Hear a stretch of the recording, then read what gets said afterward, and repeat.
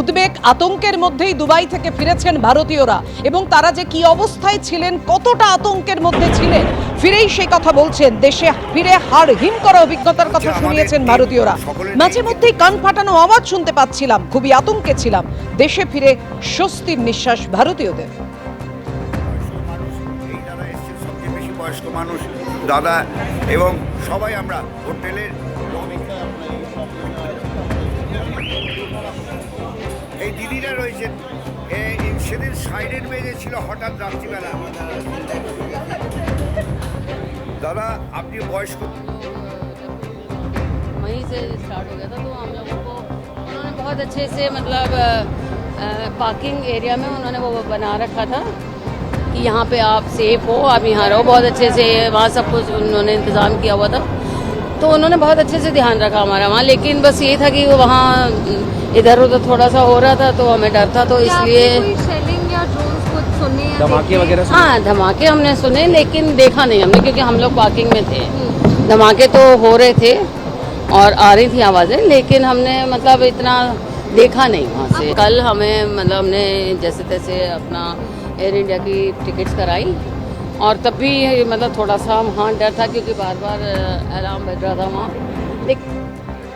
পশ্চিম এশিয়ায় যে যুদ্ধ পরিস্থিতি তৈরি হয়েছে, বিভিন্ন জায়গা থেকেই ভারতীয়রা যেখানে যেখানে আটকে পড়েছেন, কতটা আতঙ্কের মধ্যে রয়েছেন, উদ্বেগের মধ্যে রয়েছেন এবং ভারতে ফিরে তারা স্বস্তির নিঃশ্বাস ফেলছেন। তেহরান থেকে ভারতীয় ছাত্রদের নিরাপদে স্থানান্তর করা হয়েছে। অধিকাংশ ভারতীয় পড়ুয়াকে নিরাপদে সরানো হয়েছে। ভারতীয় দূতাবাসের তরফে এমনই বিবৃতি দেওয়া হয়েছে। ভারতীয় দূতাবাসের পক্ষ থেকে থাকা খাওয়ার বন্দোবস্ত করা হয়েছে। কয়েকজন দূতাবাসের সাহায্য নিতে অস্বীকার করায় তারা তেহরানেই আছেন। নতুন করে বিবৃতি দিয়ে জানিয়েছে তেহরানের ভারতীয় দূতাবাস, ইরানে থেকে পড়ুয়াদের জন্য আগের নির্দেশিকায় বহাল, যতটা সম্ভব বাইরে বেরোতে নিষেধ করা হয়েছে, জানিয়েছে দূতাবাস।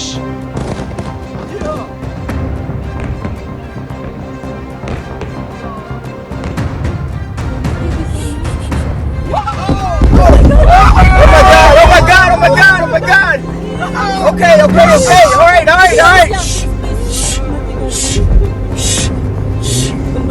I do it, my love first, please. I'm going.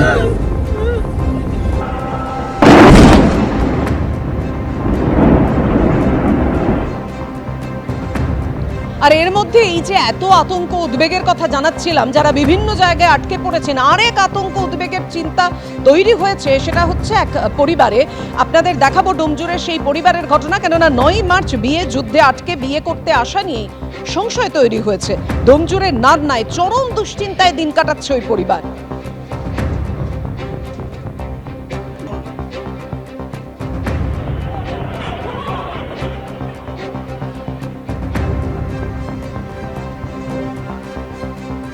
আপনারা কি কনফিডেন্ট? 100%। উন্নয়নের শ্বেতপত্র প্রকাশ করুক না, তাহলে তো দুধ কা দুধ পানি কা পানি হয়ে যায়। ভোটের জন্যেই শুধুমাত্র অনুদানকে ব্যবহার করা হয়, তখন সেটা অনৈতিক। আমরা চাকরি চাই, ভাতা চাই না। 1,500 টাকা কি সংসার চলে বলুন? কোনো ভাতা আমরা চাই না, আমরা চাই আমাদের চাকরি, আমাদের নারী সুরক্ষা।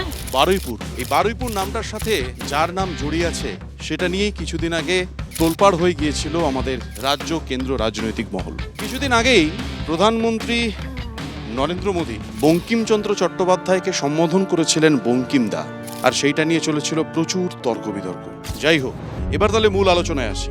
সাহিত্য সম্রাট বঙ্কিমচন্দ্র চট্টোপাধ্যায়, যার লেখা অনেক উপন্যাসই আছে, দুর্গেশ নন্দিনী, কপালকুণ্ডলা, বিষবৃক্ষ, এই সমস্ত উপন্যাসে উনি লিখেছিলেন এই বারুইপুর রাজবাড়িতে বসে। তখন তিনি ছিলেন এই বারুইপুর আদালতের ডেপুটি ম্যাজিস্ট্রেট। চলুন তাহলে একটু খোঁজ খবর নিয়ে নেওয়া যাক ভোটের আগে বারুইপুর পূর্ব বিধানসভা কেন্দ্রের মানুষজন, নেতা প্রত্যেকে কি ভাবছে, কথায় কথা বাড়ছে। চলুন দেখে নেওয়া যাক। বাজি কারখানাগুলোর উপরে নজরদারি বাড়ানো যাচ্ছে না কেন? আমাদের সরকার লাইসেন্স দিয়েছে, যারা লাইসেন্স ছাড়া কাজ করছে তার বিরুদ্ধে পুলিশ ব্যবস্থা নিচ্ছে এবং আটকও করেছে। প্রশাসনের দিক থেকে কোনো পদক্ষেপ কি আপনারা লক্ষ্য করেছেন? না, কোনো পদক্ষেপ আমরা লক্ষ্য করিনি। প্রত্যেক বছর সেখানে বহু ছেলেপুলে মারা যাচ্ছে এবং ইয়ং ছেলেপুলে। পুলিশের যখন পয়সার দরকার হয় তখন সেখানে রেড করে এবং সেগুলো আবার ছেড়ে দেয় তাদেরকে। প্রশাসনের ব্যর্থতা। সরকার নজর দিক এবং যেসব ছেলেপুলেরা মারা যাচ্ছে এবং যেসব ভিকটিম ফ্যামিলি এগুলো সাফার করছে, তারা যেন বিচারটা পায়। অবৈধ বাজি তো প্রশাসনের হাত থাকবে এখানে বন্ধ করার, সেটা করছে না, সেজন্য হচ্ছে। লিগাল যারা বাজি করছে তাদের ক্ষেত্রে কোনো অসুবিধা নেই। বারুইপুর পূর্ব বিধানসভা কেন্দ্রের জয়ের ধারা কিন্তু অব্যাহত রেখেছে তৃণমূল কংগ্রেস। 2011 সালে এই পূর্ব বিধানসভা কেন্দ্র বারুইপুরে এখান থেকে জিতেছিলেন নির্মল মণ্ডল। সেবার দ্বিতীয় স্থানে ছিল সিপিএম। 2016 সালেও কিন্তু ছবিটা একই রকম ছিল।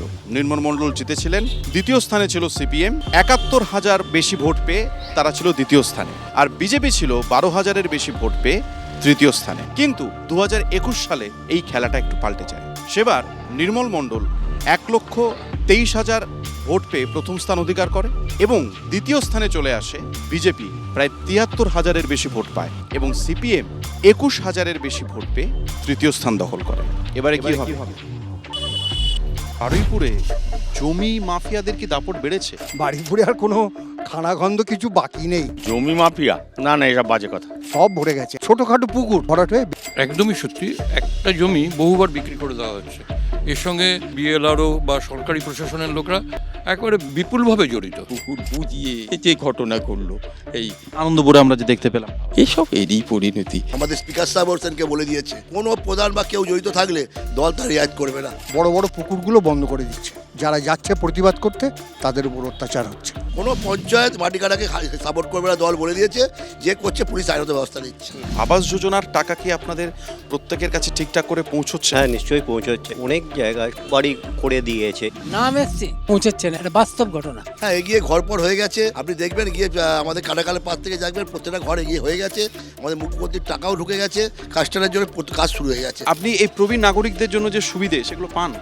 না, আমি কিচ্ছু পাই না। ওনাদের মতবাদের সাথে আমরা মত মিলাই না বলে তাই পাই না। বার্ধক্য ভাতা পাই। আচ্ছা, এইখানে কি রাস্তাঘাট আগের থেকে ভালো হয়েছে না খারাপ হয়েছে? সরকারি পয়সায় যেটুকু হওয়ার সেটুকু করে, কিন্তু বেশিরভাগটাই এরা ধরুন 4 আনা দেখালো তো 12 আনা ওরা লুটে নিল। কিছু কিছু জায়গায় ল্যাগ থাকতে পারে, কিন্তু মোটামুটি ওভারঅল ঠিকই আছে। মানুষ তৃণমূলের কাজে বিতৃষ্ণা এসে গেছে, তারই প্রতিফলন করবে এই ভোট বাক্সে। মমতা গরিব মানুষের বাজেট করেছে, সাধারণ মানুষের বাজেট করেছে।